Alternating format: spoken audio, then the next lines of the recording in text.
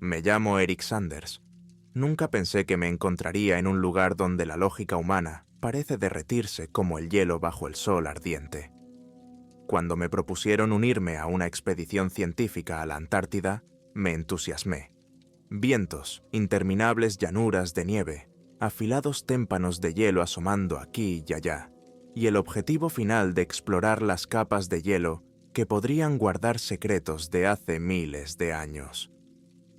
Yo era un geólogo investigador corriente, acostumbrado a escarbar en antiguos yacimientos rocosos en algún lugar de las montañas de Europa o Norteamérica. Pero la Antártida era especial. Internamente, estaba más preocupado de lo que admitiría incluso ante mí mismo, porque este lugar no perdona los errores. Nuestro equipo estaba formado por 5 miembros clave, un jefe de proyecto y experimentado explorador polar llamado Daniel Morris, nuestra doctora y especialista en medicina extrema, Julia Wright, el ingeniero y mecánico Louis Burton, la bióloga consultora Lisa Clark y yo, su ojo en el mundo de la geología. Había un par de becarios más, pero andaban más por la base haciendo recados menores. Todo fue como la seda desde el principio, salvo por el intenso frío, pero esto es la Antártida, no es así. Construimos un campamento provisional cerca de la zona costera para que, en caso de emergencia, pudiéramos obtener rápidamente apoyo de un barco que partiera de la costa helada. Durante las primeras semanas, hicimos las investigaciones habituales. Tomamos muestras de hielo, controlamos las condiciones meteorológicas, comprobamos los equipos y hablamos mucho por radio con el campamento base del otro lado del continente, donde trabajaban los equipos internacionales. Desde el primer día admiré a Daniel. Había vivido en la Antártida más que en su Chicago natal. Casi 10 años de expediciones continuas, entre ellas incluso algunos intentos de adentrarse en la parte inexplorada del continente. Estaba claro que le faltaba adrenalina y que en la vida ordinaria se aburría. Escuchaba con interés sus historias sobre hallazgos anómalos, sobre meteoritos, sobre astutos escondites bajo las cordilleras heladas, e incluso sobre extraños rumores, como si en algún lugar de la parte central del continente oculto bajo el río helado, cálido y lleno de vida. Él hablaba de ello como si lo hubiera visto, pero yo pensaba que eran solo el tipo de cosas que los científicos se intercambian alrededor de una hoguera cuando fuera hace 40 bajo cero. Todo dio un vuelco cuando un día descubrimos un extraño terreno a unos 200 kilómetros al sur de nuestro campamento, a partir de una fotografía de satélite. La imagen parecía mostrar algo parecido a un desnivel, apenas visible debido a las capas de hielo. Louis miró las imágenes en blanco y negro, entrecerró los ojos y murmuró que podría haber cavidades llenas de calor desde abajo. No estaba seguro de si se trataba de una ilusión óptica o de un juego de sombras, pero Daniel se iluminó ante la idea. «Tenemos que ir allí. Después de todo, querías algo muy grande, Eric». Asentí, tratando de ocultar mi ansiedad. Una cosa era sentarse en un módulo calentito con internet fiable y café, y otra desafiar a lo inhóspito de la Antártida, sobre todo cuando era invierno polar. Pero sería una tontería desaprovechar una oportunidad como esta. Reunimos un pequeño grupo de desembarco. Cogimos las motos de nieve, las tiendas, el combustible y los víveres, y partimos por la mañana temprano, cuando el sol apenas se marcaba bajo el borde del desierto helado. La escarcha nos agarrotaba el aliento y el viento nos arrojaba nieve espinosa a la cara. Viajábamos en columna, Daniel delante en su vehículo, Louis y Julia detrás, y Lisa y yo justo detrás. El frío era una especie de bestia casi físicamente tangible que se metía hasta en la ropa más gruesa. Pero teníamos que andar deprisa. El invierno en la Antártida no es ninguna broma. En el segundo día de viaje, el tiempo cambió. El sol brillante fue sustituido por un velo gris, la temperatura bajó aún más, y el viento aullaba como si quisiera echarnos. Louis se detenía de vez en cuando para comprobar el motor de la moto de nieve. Contemplé la blancura infinita a mi alrededor y sentí que empezaba a perderme un poco en el tiempo y el espacio. «Oye, Eric, ¿cuánto tiempo llevamos?», me preguntó Lisa en una parada. Eché un vistazo a mi reloj. Marcaba las 14:17. Luego miré su cronómetro de muñeca. Marcaba las 13:50. «Qué raro», me estiré, pero no le di mucha importancia en ese momento. Pensé que tal vez no habían sincronizado la hora. Seguimos adelante, desafiando la nieve y el viento, hasta que al anochecer llegamos a las coordenadas marcadas en la foto. Fue entonces cuando percibí por primera vez que esta expedición podía tener algo más que la ciencia habitual. Acampamos no muy lejos de la misma falla que habíamos visto en la imagen del satélite. Para ser sincero, no parecía demasiado impresionante. Una vasta depresión en el paisaje, rodeada de salientes rocosos de hielo que en algunos lugares dejaban al descubierto rocas grises. Pero a medida que nos acercábamos, se hizo evidente que la depresión era más profunda de lo que habíamos pensado. Solo había un esbozo en la parte superior, pero en el interior había todo un sistema de salientes sueltos que conducían a algún lugar más abajo, como una escalera a un inframundo helado. Daniel fue el primero en descender por uno de esos salientes, marcando el hielo para que no nos perdiéramos al volver. Yo caminaba detrás de él, escuchando mi propia respiración, que sonaba muy fuerte en mi capucha. Lisa y Julia, detrás de mí, intentaban mantener el ritmo, y Luis cargaba con parte del equipo pesado. Cuanto más descendíamos, más palpable se hacía el frío. No entendía cómo podía haber 40 grados bajo cero en la superficie, pero el aire se sentía más denso abajo, quemándome los pulmones. Pero pronto nos topamos con la primera rareza. El termómetro indicaba que, unos metros más abajo, la temperatura subía 3 o 4 grados. «Eso no es normal», exclamó Julia. Pasamos varias horas bajando para asegurarnos. Hacía más calor en las profundidades del hielo que en la superficie. Esto podría indicar actividad geotérmica o, como sugirió Lisa, la existencia de corrientes subterráneas. Pero lo más inesperado fue que, cuando bajamos aún más, encontramos un extraño túnel liso, oculto tras un derrumbe de hielo y roca.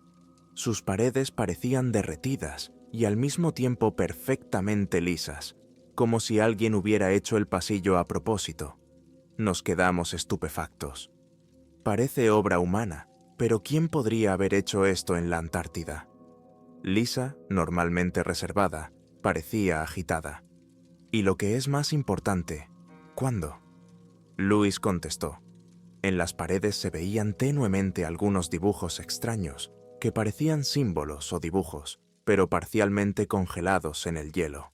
Encendimos potentes linternas para ver los detalles. Líneas grises, curvadas y entrelazadas como ornamentos, bajaban por las paredes y desaparecían en algún lugar de la oscuridad. Lo más aterrador ocurrió cuando decidimos medir la longitud del túnel. Saqué un telémetro láser. Luis se puso a mi lado para documentar los datos, pero el aparato mostraba cifras absolutamente ilógicas. Eran 40 metros, luego 12 y de repente 90. Avanzamos unos 20 metros para ver qué pasaba, pero las lecturas seguían saltando. Y entonces me di cuenta de que mi reloj volvía a mostrar una hora diferente a la de Luis. Antes había pensado que simplemente no lo habíamos sincronizado, pero ahora tenía la inquietante sensación de que algo estaba ocurriendo aquí, bajo la corteza de hielo, a medida que pasaba el tiempo. Quería volver a la superficie, pero Daniel me llamó la atención, como si me hubiera leído el pensamiento, y dijo que no iríamos a ninguna parte hasta que supiéramos a qué nos enfrentábamos. Tenía miedo, voy a ser honesto. Sentía como si esas paredes respiraran algo antiguo, despertando en nosotros un terror subconsciente.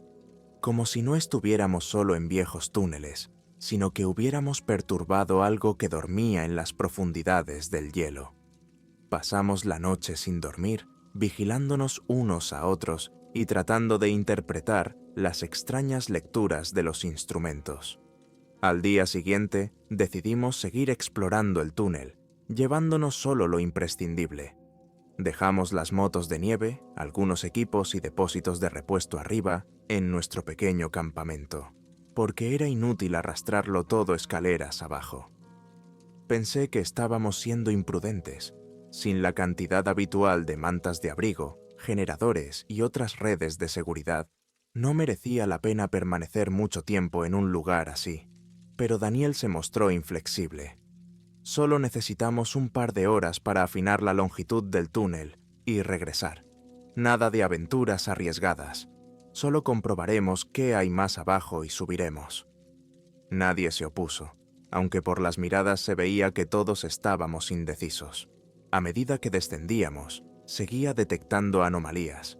Mi linterna parpadeaba de vez en cuando, como si la batería se estuviera agotando, aunque la habíamos cargado al máximo. Luis dijo que su teléfono mostraba de repente fechas imposibles, como abril de 1937 o la década de 2030. Intentamos descartarlo como un fallo electrónico, pero cuanto más avanzábamos, más me parecía que no se trataba solo de la tecnología. Nosotros mismos dejamos de darnos cuenta del tiempo que había pasado desde la mañana. Miré el reloj, podían ser las 10. Después de lo que me pareció una hora, eran las 9:45. Era como si retrocediéramos en el tiempo. Cuando llegamos a la bifurcación, el túnel se dividía en dos brazos. El derecho era un poco más ancho, y Daniel nos guió por él. Sentí una vibración bajo los pies, como un suave zumbido. Quizá fueran procesos geotérmicos, pero nunca los había oído crear un ritmo tan constante. El zumbido aumentaba y luego disminuía. Pronto nos topamos con enormes losas de piedra incrustadas en el hielo. Me pareció que estaban dispuestas en forma de cubierta, como un antiguo pavimento. Lisa estaba emocionada. Si son ruinas, podrían tener decenas de miles de años, quizá incluso más antiguas. Julia se limitó a asentir, ocultando a duras penas su consternación. Ninguno de nosotros esperaba encontrar pruebas reales de una civilización antigua aquí, en el corazón de la Antártida. Y eso era exactamente lo que indicaban las losas de piedra y los extraños dibujos de las paredes. Mientras observábamos el hallazgo, me di cuenta de que uno de nosotros había desaparecido de nuestra vista. Al principio pensé que se trataba de la escasa visibilidad a la luz de las linternas, pero cuando conté a los presentes, no estaba Luis. «¡Alto!», dije, intentando gritar por encima del eco del túnel. «¿Dónde está Luis?». Empezamos a llamarle, pero lo único que oíamos eran nuestras propias voces. El corazón se me hundió en los talones. Lisa sugirió que volviéramos a los últimos metros de nuestro camino y buscáramos sus huellas. Volvimos andando, pero no había señales evidentes de Luis, solo huellas de botas que se perdían cada vez más en el hielo. «Quizás se metió en el segundo brazo del túnel», sugirió Julia. Volvimos a la bifurcación, pero estaba vacía. En algunos lugares de las paredes noté una fina capa de hielo en extrañas rayas, como si alguien hubiera pasado la mano por la superficie, dejando vetas heladas. Era desconcertante. ¿Podría haberlo hecho Luis? ¿O había alguien más aquí? Luis no respondió a su radio. Un silbido, un crujido, ningún resultado. Daniel intentó tranquilizarnos diciéndonos que Luis era un ingeniero experimentado, que tal vez estaba comprobando algo él mismo, y que la radio no funcionaba debido a las anomalías. Pero yo sentía que algo terrible estaba ocurriendo. Fuimos en su busca, gritando de vez en cuando su nombre. Y entonces, justo antes de girar en un hueco lateral, Julia tropezó con un témpano de hielo. «¿Qué es eso?», preguntó. Me agaché para ayudarla y vi un trozo de hielo con algo dentro que parecía la manga de una chaqueta. Algo así como nuestro equipo característico, pero era como si estuviera congelado en un cristal transparente. La visión me hizo sentir un ataque de náuseas. Empezamos a sentir pánico, aunque Daniel intentó mantener la calma.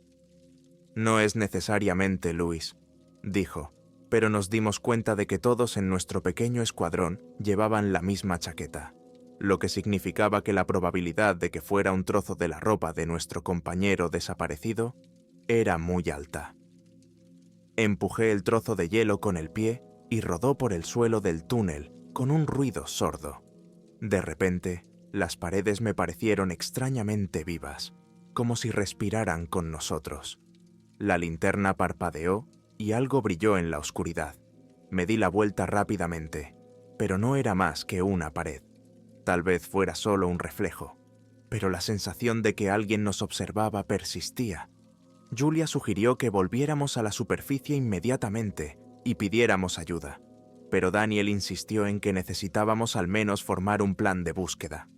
«No vamos a dejar a Louis aquí, ¿estamos de acuerdo?» Por supuesto que estábamos de acuerdo, pero en el fondo todos temían ya por sus vidas. Comprobé la unidad GPS para marcar nuestro punto de localización. El aparato mostraba un indicador rojo de descarga, a pesar de que también lo habíamos cargado el día anterior.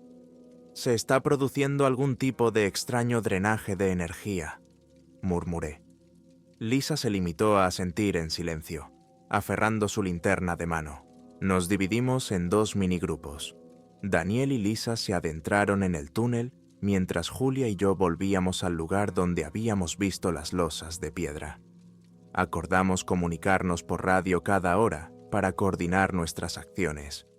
Mientras caminaba con Julia, me di cuenta de que la hora de mi reloj parecía colgar en una posición. El minutero apenas se movía y el segundero iba de un lado a otro. En un momento dado, Julia me pidió que mirara su reloj. Se había parado. «¿Qué es esta maldición?», susurró en voz baja. Yo no sabía qué decir. Cada metro de esta mazmorra parecía sacarnos del mundo de las leyes habituales de la física. Nuestra búsqueda de Louis fue infructuosa. Solo había hielo, piedra y misteriosos símbolos tallados o grabados en las paredes. Intenté fotografiarlos, pero la cámara se negaba a enfocar. Las fotos salían borrosas, como en capas. Además, durante un breve descanso, me di cuenta de que mi reloj había desaparecido de repente. Recordaba perfectamente que lo llevaba en la muñeca, pero ahora ya no estaba. Era como si la correa se hubiera desabrochado sola o hubiera desaparecido. Al mirar a mi alrededor, vi pequeños fragmentos de hielo en el suelo, y me pareció ver algo que brillaba entre ellos, tal vez la caja de mi reloj. Pero al mirar más de cerca, no pude distinguir nada. Tuve la aterradora sensación de que el hielo se había tragado mi reloj, así como la manga de mi chaqueta, que parecía un fragmento de la ropa de Louis. Pronto llegó la voz agrietada de Daniel desde el walkie-talkie. «Lisa y yo hemos encontrado algo. Será mejor que vengáis». Nos apresuramos a escuchar el sonido y los encontramos en uno de los pasillos laterales. Enseguida me di cuenta de que Lisa parecía asustada y Daniel sostenía una antorcha apuntando a las enormes puertas, si es que se las podía llamar así. Dos gigantescos bloques de piedra, ligeramente entreabiertos y cubiertos de hielo. En la superficie de los bloques podían verse imágenes talladas o cinceladas, formas geométricas, espirales y algo parecido a ojos estilizados. «Parece una entrada al interior de algún tipo de sala o habitación», dijo Daniel, intentando hablar con voz firme. Ninguno de nosotros sabía cómo reaccionar. Estábamos claramente ante algo completamente indescriptible, que nos obligaba a pensar más allá de cualquier conocimiento libresco. Entrar o no era una cuestión discutible. Por un lado, era probable que Louis estuviera allí dentro, al menos en teoría. Por otro lado, las puertas tenían un aspecto amenazador, y lo desconocido del interior daba miedo hasta las rodillas. Mientras pensábamos en ello, Lisa se dio cuenta de que el hielo de la unión de los bloques de las puertas estaba cubierto de largos arañazos. Era como si alguien o algo hubiera intentado abrirse paso. No pude evitar pensar que sería mejor dar media vuelta, reunir un equipo de rescate y traer más material. Pero, como de costumbre, Daniel insistió en explorar de inmediato. Nos aseguró que cualquier oportunidad perdida podría perderse para siempre. No podemos arriesgar la vida de Luis, dijo, y aquí ya nadie se atrevió a objetar. Empujamos hacia atrás uno de los bloques de piedra con dificultad, picando el hielo con piolets, y ensanchamos el pasadizo lo suficiente como para arrastrarnos de uno en uno.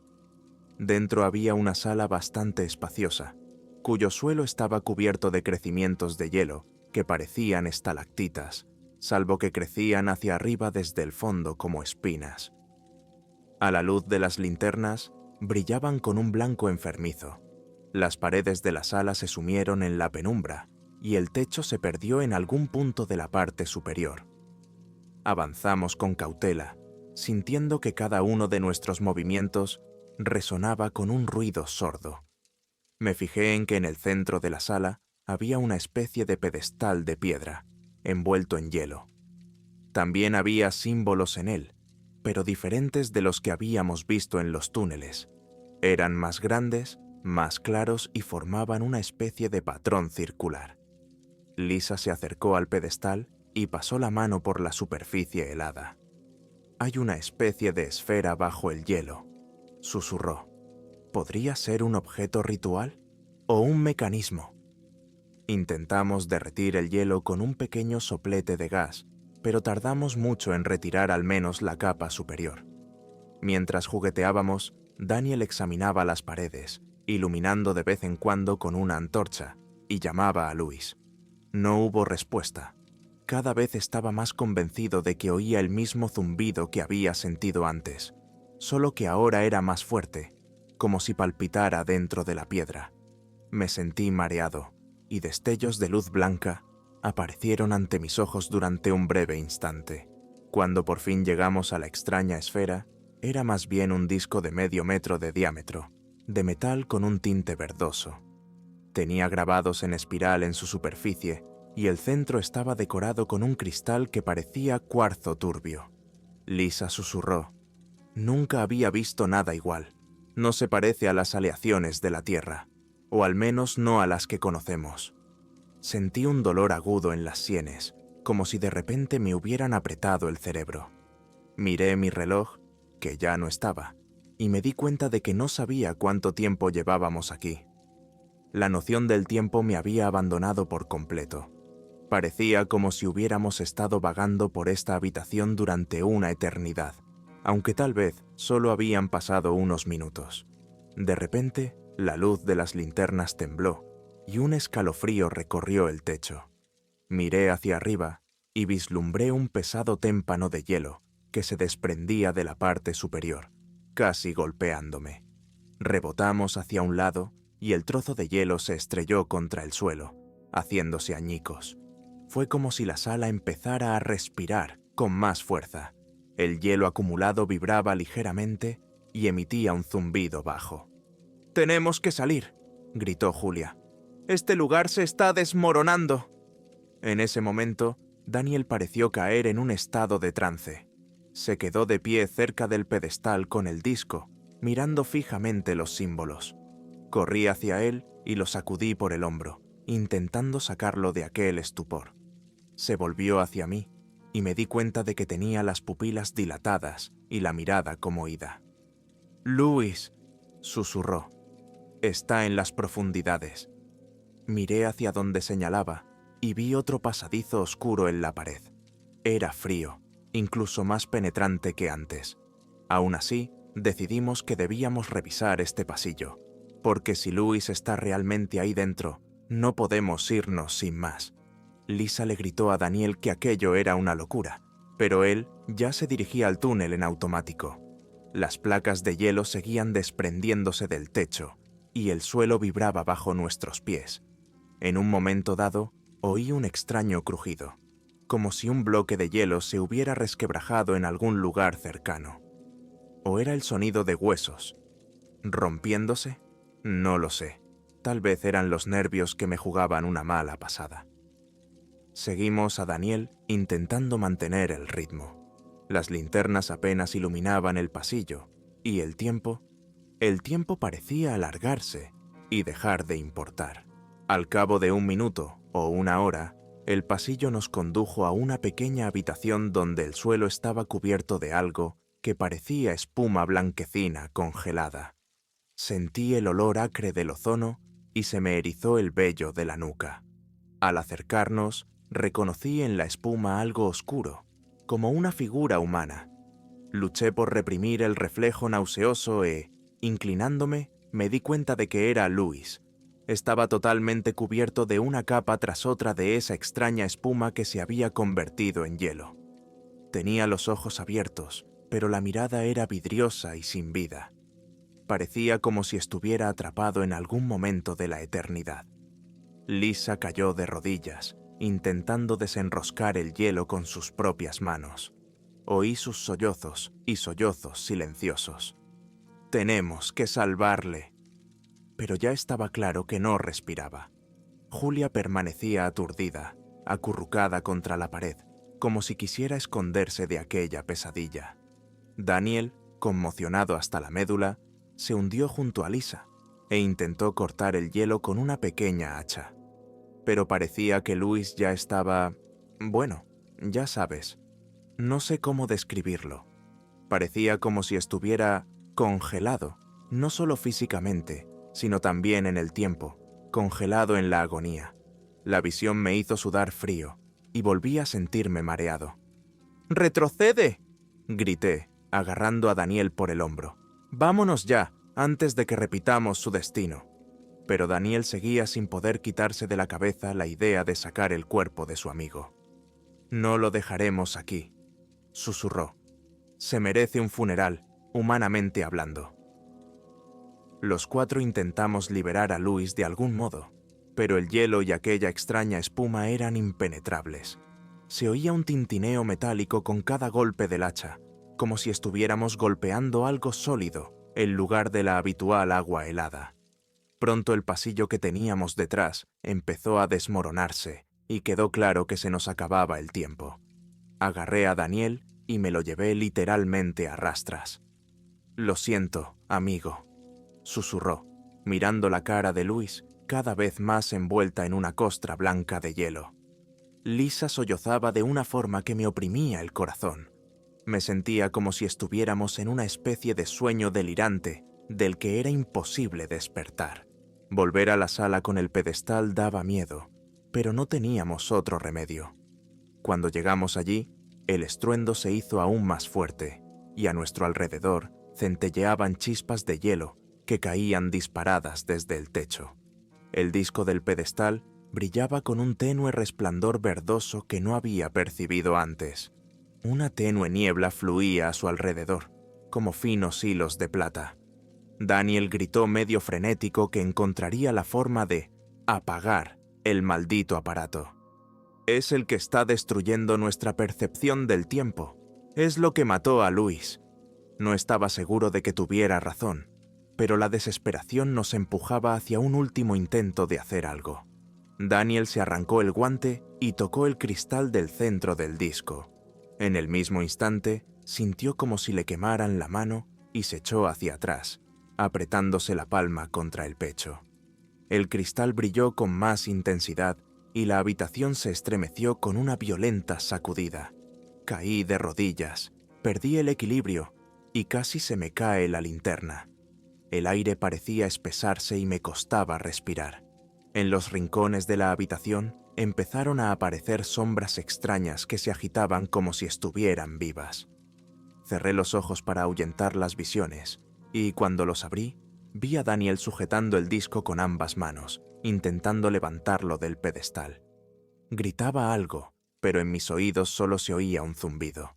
No sabíamos qué pasaría si se quitaba aquel disco. Quizá era lo que controlaba todas aquellas anomalías, o quizá formaba parte de un sistema más complejo. Sin embargo, Daniel no iba a detenerse. Lisa y Julia le ayudaron a intentar sacar el disco del hielo. Me puse en pie y apunté el haz de la linterna hacia el suelo, para iluminar el lugar donde el disco se conectaba al pedestal. Pude ver unas formaciones cristalinas que se extendían por allí, como raíces incrustadas en la piedra. Dimos calor con el soplete, intentando derretir la costra de hielo que sujetaba el disco, y en ese momento sentimos una potente vibración. El pedestal empezó a resquebrajarse, y de las grietas escapó vapor frío. El resplandor verde del disco se intensificó, palpitando al compás de nuestros latidos, o quizá nuestros corazones se estaban adaptando a su ritmo. De pronto noté que el tiempo a nuestro alrededor se rompía. Lisa se movía bruscamente, como si avanzara deprisa, y Julia, en cambio, apenas se movía, como a cámara lenta. Se me oscurecieron los ojos y no me di cuenta de cuántos segundos habían pasado, ni de cuántas horas. Todo se mezclaba en una pesadilla continua. Pero estábamos unidos en una cosa: teníamos que terminar el trabajo. Finalmente, tras una serie de golpes y calor, el disco cedió y Daniel lo arrancó del pedestal. Hubo un estruendo tan fuerte que casi me quedé sordo, y luego un destello de luz verde nos cegó. Me sentí como si me hubieran sacado de la realidad. El ruido desapareció, los gritos se desvanecieron y perdí el conocimiento. Tal vez fue solo un momento, o tal vez fueron años. No podía entenderlo, pero pronto recobré el sentido en el frío suelo del vestíbulo, sintiendo que el suelo temblaba bajo mis pies. No veía el disco por ninguna parte, solo fragmentos de hielo por todas partes. Llamé a Lisa, Julia y Daniel, y los vi a un lado, intentando ponerse en pie también. Nos miramos y nos dimos cuenta de que teníamos que salir de aquí. Un fragmento de techo derrumbado bloqueaba el pasillo por el que habíamos entrado. Nos quedaba otro pasillo, estrecho, y que, supusimos, conducía a una circunvalación. Nos precipitamos por él, sin importarnos que pudiéramos perdernos, porque el rescate a cualquier precio era nuestro único objetivo. Mientras tanto, las vibraciones se intensificaron y los bloques de hielo salieron volando de las paredes, cayendo y haciéndose añicos.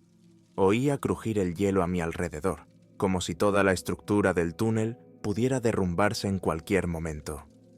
De vez en cuando caíamos en profundas acumulaciones de nieve que no deberían estar bajo tierra, pero que de algún modo se habían formado en la cavidad. Por las esquinas seguían apareciendo sombras extrañas que me hacían volverme cada vez que las veía con el rabillo del ojo. El pasillo nos condujo a un lugar familiar, el lugar por el que habíamos descendido por primera vez a la mazmorra. Reconocí los salientes y las marcas que había dejado Daniel, y, para nuestra alegría, aún había luz que subía desde la superficie. Salimos unos segundos antes de que todo lo que teníamos detrás empezara a derrumbarse con estrépito. Me di la vuelta y vi la cúpula de hielo y parte de la masa rocosa asentándose, cubriendo la entrada a las malditas cuevas. Un débil resplandor verde parpadeó en algún lugar de las profundidades y luego se desvaneció por completo. Me quedé jadeando, intentando calcular cuántas horas había estado perdido. Mi mente estaba hecha un lío y no tenía ni idea de qué hora había sido cuando bajamos.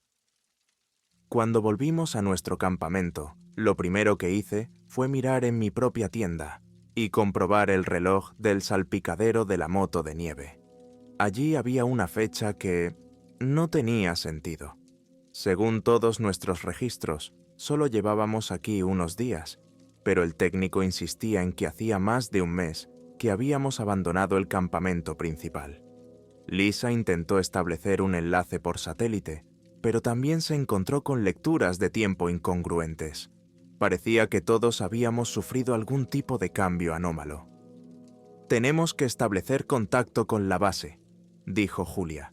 «Enviamos una señal, esperamos mucho tiempo una respuesta, pero cuando llegó, todo lo que pudimos oír fueron retazos de voz, palabras incoherentes, estática. Solo una frase sonaba más o menos inteligible. ¿Dónde has estado tanto tiempo?» No podía dormir por la noche, y cuando cerraba los ojos, veía la figura fantasmal de Luis en la oscuridad, tendiéndome las manos. «¡Ayuda!», susurró su voz. Me levanté sobresaltada, con el corazón acelerado. Sé que solo son pesadillas, pero el recuerdo de cómo le dejamos allí me perseguirá el resto de mi vida.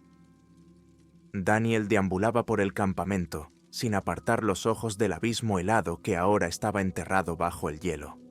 Probablemente se culpaba de todo lo que había ocurrido. Lisa y Julia intentaron analizar los datos que habían recogido, pero no surgió ninguna imagen clara. Solo una cosa está clara. Allí, en las profundidades de la Antártida, nos encontramos con misterios ancestrales que no están hechos para la comprensión humana. No esperamos a un nuevo intento de despertar subterráneo. Levantamos el campamento e intentamos regresar al barco por la costa.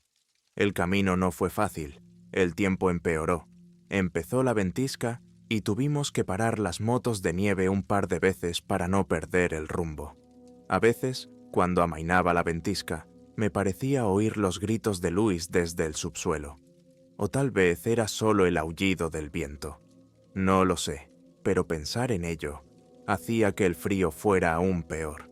Daniel no era muy hablador, porque sabíamos que si hablábamos de ello, nos acordaríamos de las espeluznantes escenas de la cueva. Cuando por fin llegamos a la orilla y vimos nuestro barco, sentí una sensación de alivio sin precedentes, como si hubiera salido de un lago profundo y sin aire. El capitán y el resto de la tripulación nos miraron como si hubieran visto fantasmas. Cuando les contamos al menos parte de la historia, se quedaron estupefactos. Según ellos, llevábamos desaparecidos casi 6 semanas. Pero eso es imposible, dije, porque mis sensaciones personales decían que 5 o 6 días como mucho. Cuando nos preguntaron por Luis, respondimos la verdad. Se había ido. ¿Cómo explicarlo? Toda la documentación oficial, por supuesto, registraba un accidente mientras explorábamos la zona subglacial. A nuestro regreso a la civilización, todos intentamos averiguar cómo hacer llegar la verdad al mundo, sobre la existencia de ruinas antiguas, artefactos extraños y anomalías temporales. Pero, como te das cuenta, esas afirmaciones sin pruebas reales no son más que historias para la prensa sensacionalista y los sitios web de miedo. No pudimos guardar ni el disco ni las fotos completas. Todo lo que teníamos se había estropeado. Las memorias USB de las cámaras estaban dañadas y los dispositivos electrónicos solo mostraban un conjunto de datos rotos. Los únicos argumentos eran los recuerdos que a nosotros mismos nos volvían locos y los pocos discos en los que la fecha y la hora saltaban caóticamente. Unos meses más tarde, tomamos caminos separados. Lisa se fue a París a intentar publicar un artículo sobre misteriosos patrones de hielo, aunque dudo que una revista aceptara una cosa así para imprimirla. Julia volvió a trabajar en el hospital, rehabilitando escaladores, pero a través de conocidos comunes, he oído que por las noches grita en sueños, recordando todas las cosas que vimos. Daniel desapareció. Creo que se fue a algún lugar del norte de Canadá y dejó de ponerse en contacto conmigo. Dijeron que seguía buscando pistas de civilizaciones antiguas y que iba a volver a la Antártida con un nuevo equipo. ¿Y yo? Estoy sentado en mi piso de Boston escribiendo esto, con la esperanza de que alguien lo lea y se dé cuenta. La Antártida es mucho más que hielo y pingüinos. Hay fuerzas que pueden trastocar el tiempo y la realidad, y nadie sabe cuándo ni dónde volverán a manifestarse. Me estremezco al pensar en lo que ocurriría si la humanidad decidiera perturbar de nuevo estas cuevas. ¿Por qué decidí publicar esta historia aquí, en un recurso donde la gente suele hablar de fantasmas y monstruos? Quizá porque no tengo a nadie más a quien recurrir. La comunidad científica oficial se habría reído de mí. Los que tienen algo de fe en nosotros ya están lanzando teorías conspirativas o afirmando que estamos locos con paranoias polares. Solo aquí, entre historias de lo inexplicable y aterrador, podría resonar mi relato. Al menos un par de personas pensarán que nuestro mundo está lleno de secretos, mucho más aterradores que cualquier monstruo macabro imaginario. Sueño con la Antártida casi todas las noches. Una y otra vez oigo ese ruido sordo procedente de las profundidades del túnel. Veo el disco verde y siento que el tiempo se me escapa entre los dedos. A veces miro hacia atrás, hacia la sombra en el pasillo de mi piso, y pienso que Louis está ahí de pie, cubierto de hielo y observándome en silencio. Los médicos dicen que es un trastorno de estrés postraumático, pero ¿son normales estas interrupciones de tiempo en mi teléfono? ¿Por qué a veces suena el despertador, programado para una fecha que ya ha pasado o que ni siquiera ha sucedido todavía? Pulso los botones, pero todo se descontrola.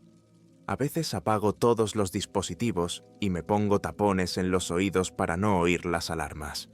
Pero, por desgracia, ni siquiera eso me salva de la maldición que nos ha atrapado en el frío vacío de la Antártida. Ahora, mientras escribo estas líneas, el reloj marca las 2:15 am, pero dentro de un minuto podrían ser la 1:57 o las 3:12. Y ya no sé qué creer.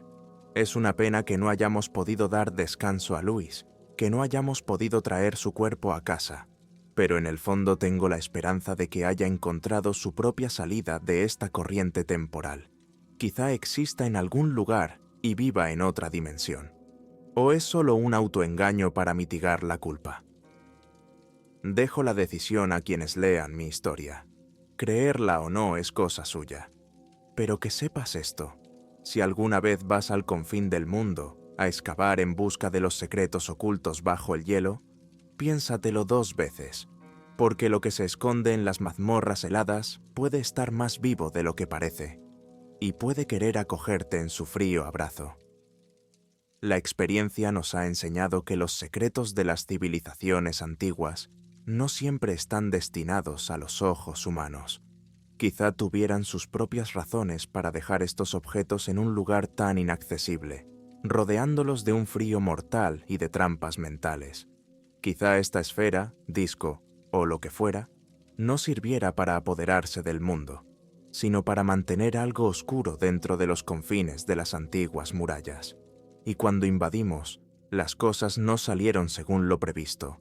Las anomalías se intensificaron y el tiempo empezó a desgarrarse. Despertamos un mecanismo del que no sabíamos nada. Sin embargo, la gente está ávida de conocimientos y comprendo esa curiosidad. Pero a veces es mejor detenerse cuando se ven los primeros indicios de que ya no se puede ir más lejos. Si tenemos una segunda expedición para ir allí, a las cuevas de la Antártida, debemos estar preparados para perderlo todo. El tiempo, el sentido común y tal vez incluso nuestras vidas. Nuestra experiencia lo ha demostrado. Para nosotros, los habitantes del mundo ordinario, penetrar en misterios tan antiguos puede ser fatal. Por eso decidí contar esta historia. No necesito likes, no necesito fama, solo quiero advertirte. Volvimos, pero volvimos sin pareja y sin oportunidad de demostrar nada. Pero trajimos miedo, culpa y recuerdos de los que no podemos escapar. Y cada uno de nosotros está ahora atrapado a su manera en este tiempo fracturado. Los días se alejan, los minutos no coinciden, y a veces hay el reflejo de otra persona en el espejo. Cuando pienso en lo que sigue ocurriendo en el polo, siento escalofríos, como si la maquinaria asociada a nuestras vidas siguiera allí funcionando, esperando a que nos acerquemos demasiado de nuevo. Así que, si alguna vez tienes que elegir, permanecer abrigado y relativamente seguro, o ir a por las pistas de las místicas cuevas antiguas, piénsatelo. Puede que allí no solo encuentres ruinas y artefactos antiguos, sino que también pierdas una parte de ti mismo que nunca recuperarás. E incluso si consigues salir físicamente, quién sabe si tu reloj volverá a su aguja habitual y si tu mente seguirá siendo la misma de antes. En mi caso, el tiempo se ha roto y algunas cosas se han quedado en el fondo de la cueva de hielo, en las profundidades donde un zumbido lejano aún llega desde la oscuridad, un eco de la civilización que perturbamos. Me gustaría creer que este sonido se desvanecerá, pero a veces, en medio del silencio de la noche, creo que se hace más fuerte, y tal vez, tarde o temprano, me llame.